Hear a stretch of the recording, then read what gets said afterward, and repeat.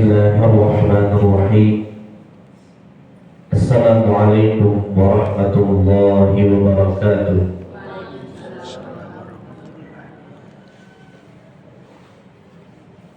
Innal hamdalillah nahmaduhu wa nasta'inuhu wa nastaghfiruh wa natubu ilayhi wa na'udzu billahi min shururi anfusina wa sayyiati a'malina. Man yahdihillahu fala mudilla lahu wa man yudlil fala hadiya lahu.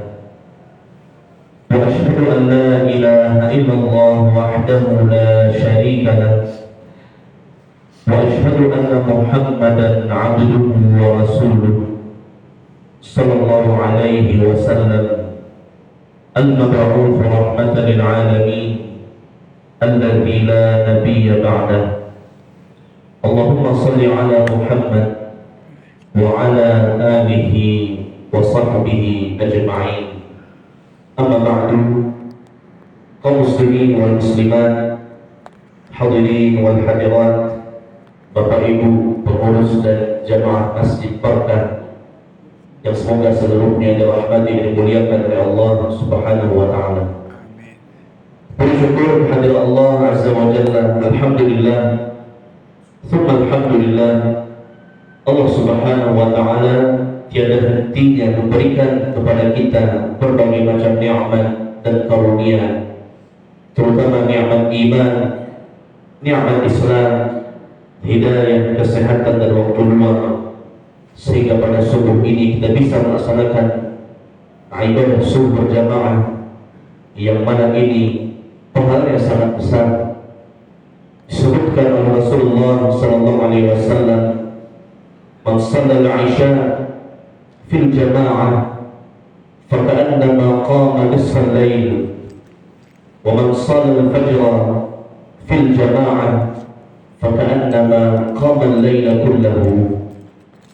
Siapa saja yang melaksanakan salat Isya berjamaah, maka seakan-akan dia beribadah di setengah malam. Dan barang siapa yang melaksanakan salat subuh berjamaah, maka seakan-akan dia beribadah di sepanjang malam atau beribadah semalam suntuk. Semoga kita mendapatkan pahala yang besar ini. Amin amin ya rabbal alamin. Kemudian salawat dan salam kita mohonkan kepada Allah agar disampaikan kepada Nabi kita Nabi Muhammad sallallahu alaihi wasallam. Allahumma shalli ala Muhammadin wa ala ali Muhammad. Semoga salawat dan salam juga tercurah kepada keluarga beliau, kepada ummahatul mukminin, kepada para sahabat dan orang-orang yang mengikuti beliau dengan benar hingga hari kiamat. Bapak Ibu rahmati Allah Subhanahu wa taala, kajian singkat kita pada subuh ini kita berikan judul keutamaan beristighfar. Keutamaan beristighfar. Apa itu istighfar?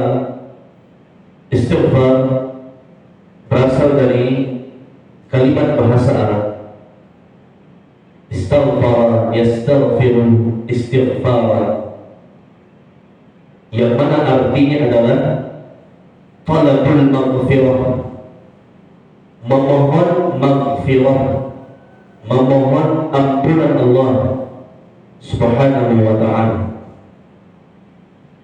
Dan kenapa kita harus istighfar? Karena kita sebagai manusia penuh dengan dosa,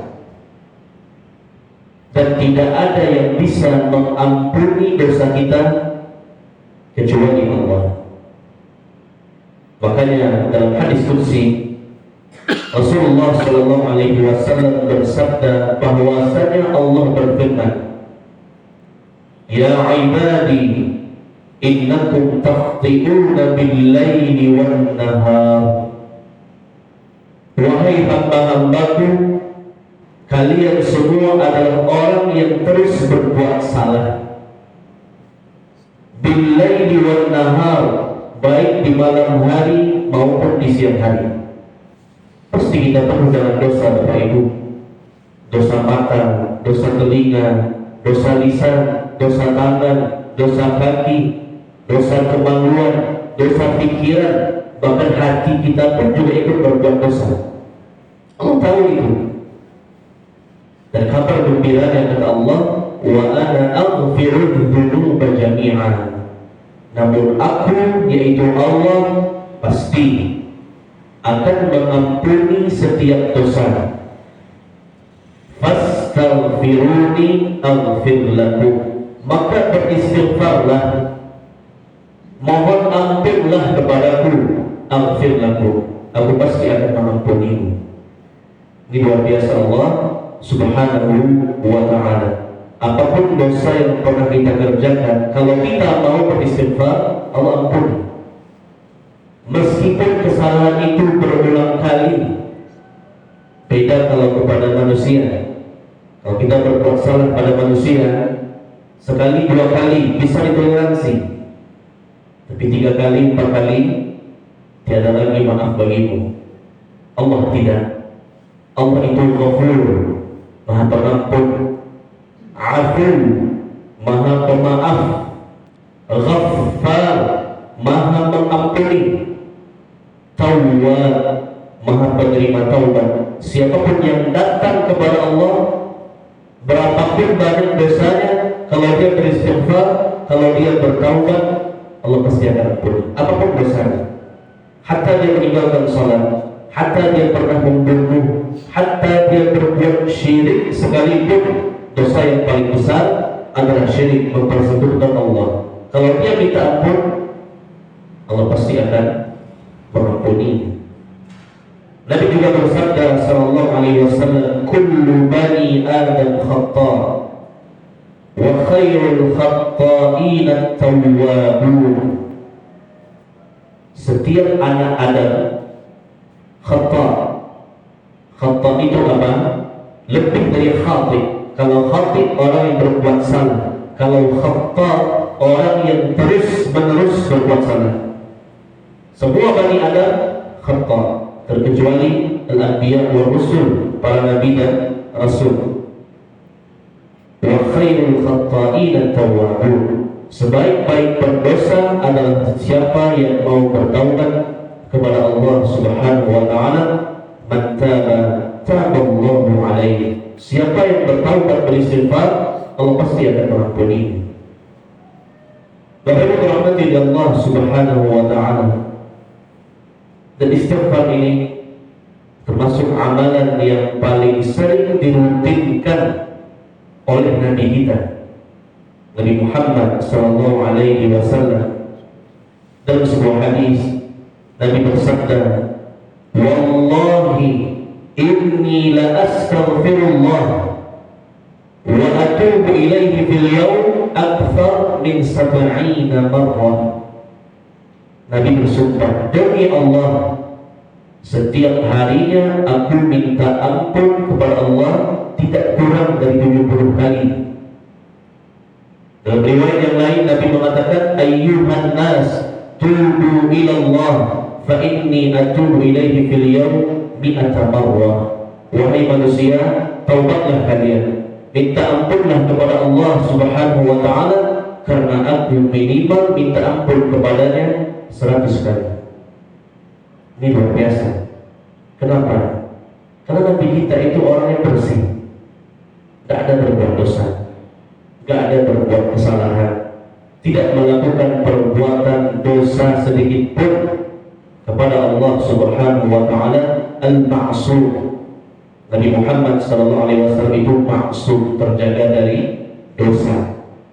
Seandainya pun, kata para ulama, Nabi berbuat dosa, seandainya tanpa kita ampun pun Allah pasti ampuni. Seandainya, itu keutamaan Nabi dan Rasul. Tapi tetap Nabi Muhammad sallallahu alaihi wasallam minta ampun, bertaubat pada Allah 70 kali, 100 kali, bahkan lebih. Apalagi kita, Bapak Ibu, bukan Nabi, yang bukan Rasul, yang banyak berbuat dosa, harusnya lebih banyak lagi kita beristighfar mohon ampun kepada Allah Subhanahu wa Ta'ala. Dan Nabi banyak sekali lafaz istighfarnya, dan mungkin sebagian kita hafal. Di antaranya astagfirullah, aku mohon ampun pada Allah, atau astagfirullah wa atubu ilaih, aku mohon ampun kepada Allah dan bertaubat kepadanya. Atau dalam lafaz yang lain, astaghfirullahal azim alladzi la ilaha illa huwal hayyul qayyum wa atubu ilaih, aku mohon ampun kepada Allah yang Maha Agung, yang mana Allah tidak ada sembahan selainnya, yang Maha hidup, yang Maha berdiri sendiri, dan aku bertaubat kepadanya. Kata Nabi SAW, siapa yang mengucapkan astaghfirullahal azim alladzi la ilaha illa huwal hayyul qayyum wa atubu ilaihi 100 kali minimal setiap hari, maka dosanya semuanya dihapuskan oleh Allah. Meskipun dosanya sebanyak buih di lautan, ya, betapa banyak buih di lautan. Di lautan itu ada ombak yang membawa buih. Sebanyak itu dosa kita baca 100 kali istighfar itu, semuanya Allah hapuskan, semuanya Allah maafkan. Apalagi lebih daripada itu, istighfar, bertaubat kepada Allah Subhanahu wa Ta'ala. Dan Nabi pun juga membaca Sayyidul Istighfar, istighfar yang terbaik. Jadi ada istighfar yang terbaik, penghulu seluruh istighfar. Ini Nabi rutin baca zikir pagi petang. Allahumma anta rabbi, wa Allah engkau Tuhanku, la ilaha illa anta, tidak ada yang berhak disembah selainmu. Khalaqtani, engkau telah menciptakanku. Wa ana abduka, aku adalah hambamu. Wa ana ala ahdika wa wa'dika mastata'tu, aku terikat perjanjian denganmu wahai Allah, aku akan menunaikan sebaik-baiknya.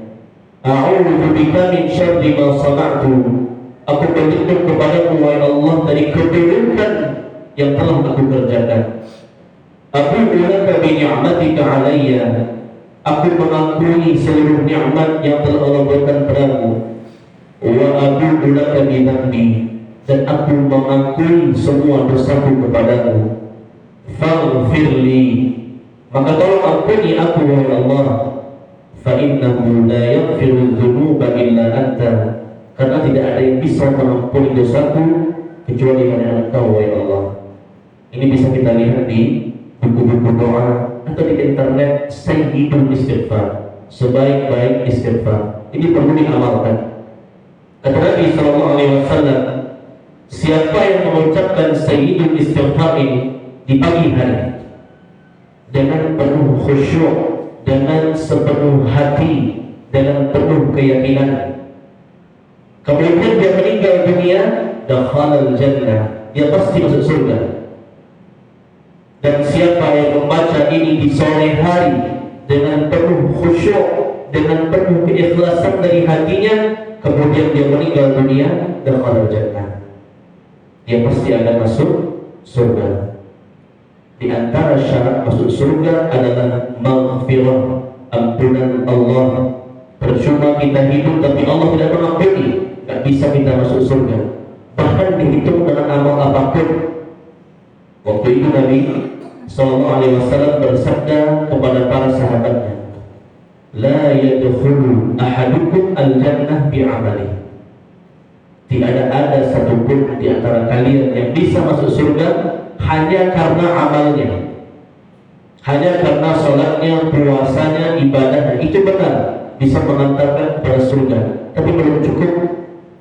Sahabat kaget, terus bagaimana wahai Rasulullah?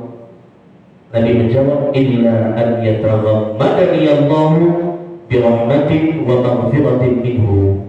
Amal kamu tidak cukup mengantarkanmu ke surga, perlu maghfirah, perlu ampunan Allah Subhanahu wa Ta'ala agar kamu bisa masuk ke dalam surganya.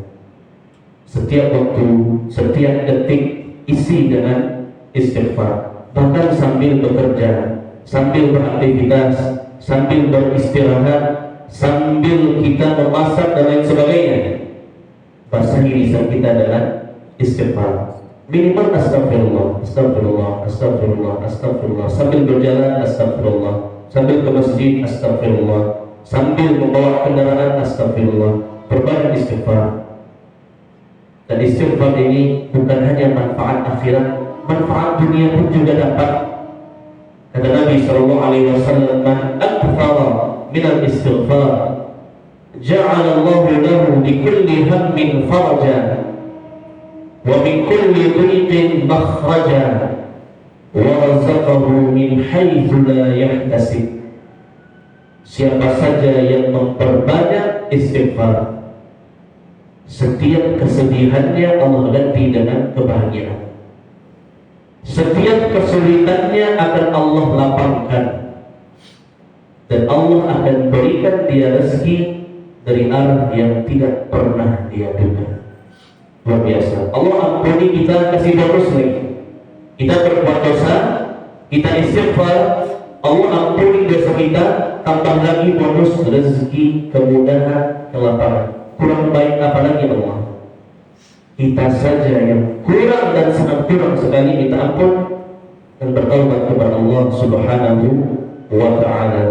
Inna Allah yabsutu yadahu bil-lail liyatuba musii'un nahar wa yabsutu yadahu bin-nahar liyatuba musii'ul lail. Padahal kata Nabi, setiap malam dan siang Allah tunggu. Siapa di antara kita yang mau minta ampun, Allah tinggal terima, Allah ampuni. Tapi kita yang kurang dalam beristighfar kepada Allah Subhanahu wa ta'ala. Bapak Ibu dirahmati Allah Subhanahu wa ta'ala, beristighfar selagi sempat, beristighfar selagi hidup, Allah akan senantiasa menerima istighfar hamba sampai 2 waktu. Kalau 2 waktu ini sudah datang, istighfar kita sebanyak apapun tidak akan Allah terima. Mana saja 2 waktu itu? Yang pertama, al-ghargharah. Apa itu ghargharah? Sakaratul maut. Ketika nyawa sudah di pangkal tenggorokan. Inna Allah la yaqbalu taubatal 'abdi ma lam yugharghir, kata Nabi. Allah akan senantiasa menerima taubat hambanya, mengampuni dosa hambanya selagi dia belum mengharap nyawa ini belum sampai di kerongkongan. Fir'aun dulu, Bapak Ibu, taubat juga, tapi sayang nyawanya sudah sampai di sini, Allah terima taubatnya. Annahu la ilaha illalladzi amanat bihi banu Israil wa ana minal muslimin, kata Fir'aun. Dulu Fir'aun sombong mengaku dirinya Tuhan, tapi ketika tenggelam di laut baru dia sadar dia bukan Tuhan. Aku beriman pada Allah, aku muslim, aku minta ampun pada Allah. Allah terima karena sudah sampai di sini nyawa. Al-ana, kata Allah, kenapa baru sekarang?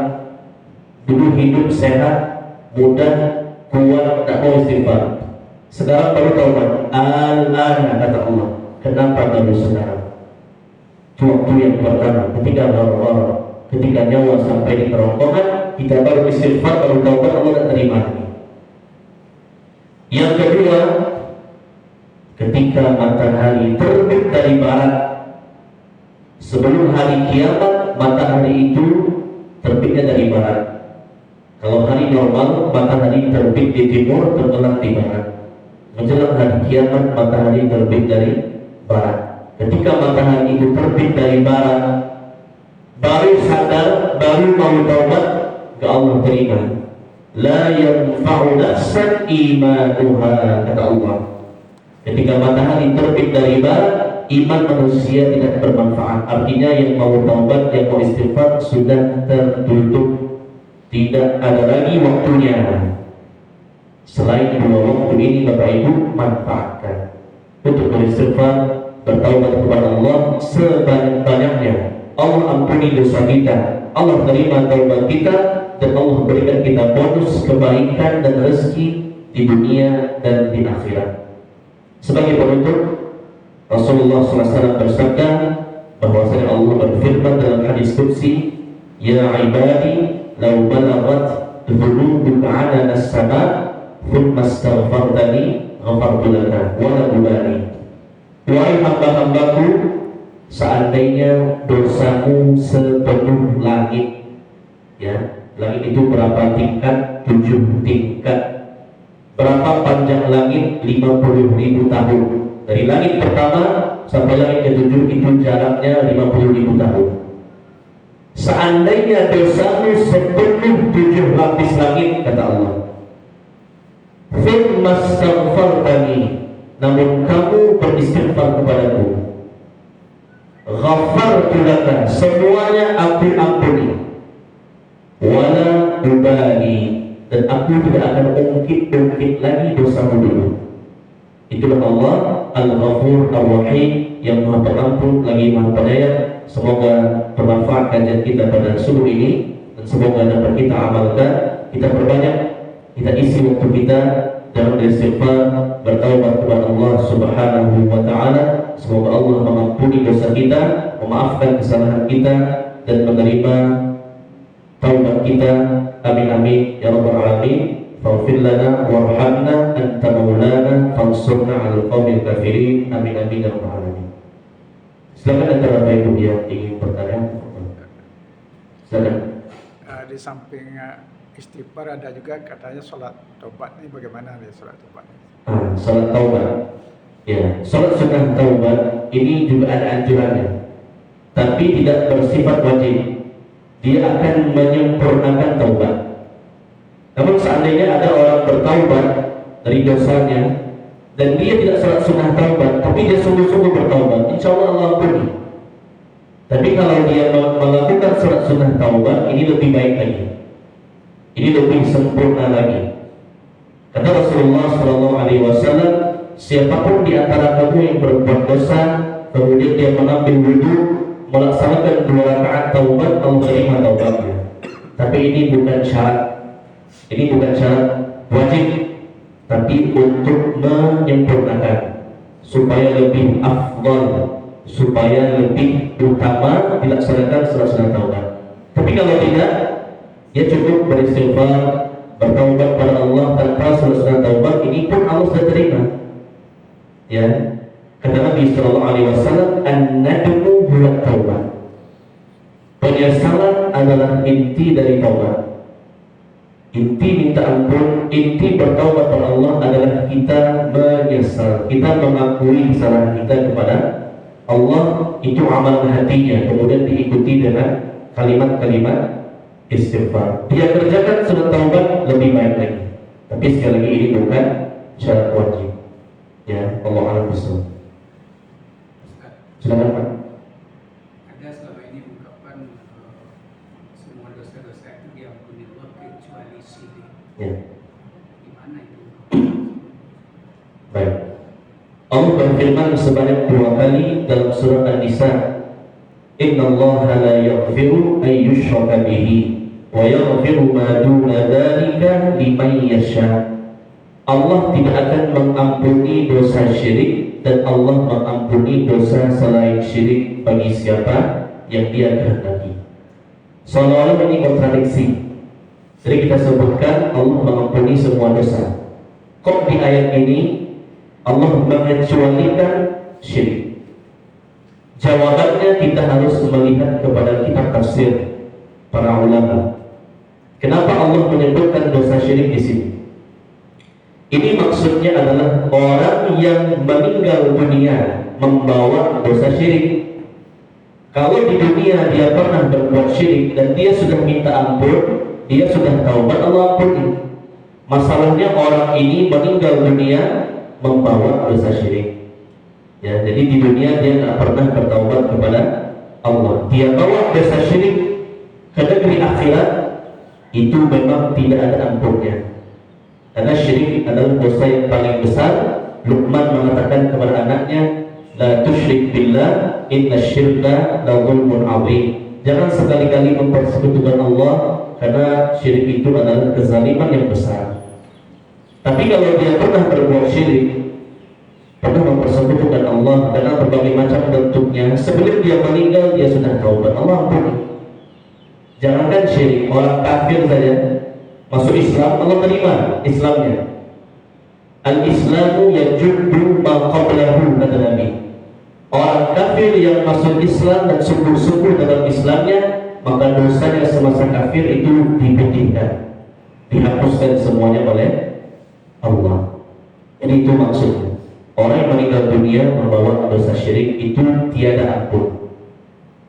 Ya, tapi kalau dia sudah bertaubat sebelum mati, maka semua dosanya diampuni oleh Allah Subhanahu wa taala, meskipun dia pernah berbuat syirik, meskipun dia dulu kafir, meskipun dia dulu musyrik. Kalau sebelum meninggal dia taubat, Allah terima taubatnya. Adapun dosa-dosa lain selain syirik, dosa-dosa besar selain syirik, dia bawa mati, ya, maka ini masih ada peluangnya diampuni di negeri akhirat. Bisa Allah ampuni secara langsung atau diampuni melalui masuk neraka. Ya, jadi orang Islam itu pasti masuk surga. Yang penting jangan bersyirik. Ya, kalau dia berbuat syirik, meskipun amal ibadahnya banyak, Allah tidak akan terima amal ibadahnya. La in asyrakta la yahbatanna 'amaluka. Kalau kamu mati membawa dosa syirik, semua ibadahmu dihapus. Tak ada gunanya dia salat, puasa, zakat, haji. Ini bahaya syirik. Masih mending orang itu meninggal dunia, mungkin ada dosa yang lain selain syirik, itu masih ada peluangnya Allah mengampuni dia. Minimal dia masuk neraka untuk menghapuskan dosanya, tapi dia tak pernah berbuat syirik. Dalam sebuah hadis disebut dengan hadis bitaqah, hadis kartu. Ini hadis yang terkenal di antara para ulama. Ada seseorang yang dipanggil oleh Allah di hari kiamat, dibawakan buku perbuatannya sebanyak 99 buku. Setiap satu buku dibuka itu sejauh mata memandang. Dan lebih menakjubkan lagi, semua isi bukunya dosa semuanya. Semuanya dosa, semuanya kesalahan, semuanya perbuatan maksiat. Tapi dia punya satu amal, yaitu la ilaha illallah. Tidak ada yang berhak disembah selain Allah. Artinya apa? Dia tak pernah berbuat syirik. Dia orang yang hanya beribadah kepada Allah. Ketika ditimbang 99 buku perbuatannya yang isinya semuanya dosa, satu timbangan kebaikan lagi adalah satu kartu isinya la ilaha illallah. Lebih berat la ilaha illallah dibandingkan perbuatan dosanya. Memang dia akan dihukum dengan sebab dosanya, tapi dia tak akan kekal di neraka. Kenapa? Karena ada la ilaha illallah, dia tak berbuat syirik. Nah, ini bahaya perbuatan syirik. Kalau kita pernah berbuat syirik, segera tinggalkan. Bertaubat, istighfar. Kalau kita bawa mati tak bertaubat, itu yang dimaksud ayat tadi. La yaghfiru ay yushraka bihi. Allah tidak akan ampuni, tidak akan Allah maafkan. Kalau tak bertaubat sebelum meninggal. Tapi kalau sebelum meninggal bertaubat, Allah Maha Pengampun, Allah Maha Penyayang, Allah Maha Penerima taubat. Aghfirul dzunuba jami'an, kata Allah. Aku ampuni semua dosa, hatta syirik sekalipun. Kalau sebelum meninggal mohon ampun dan bertaubat. Ya, Allah SWT.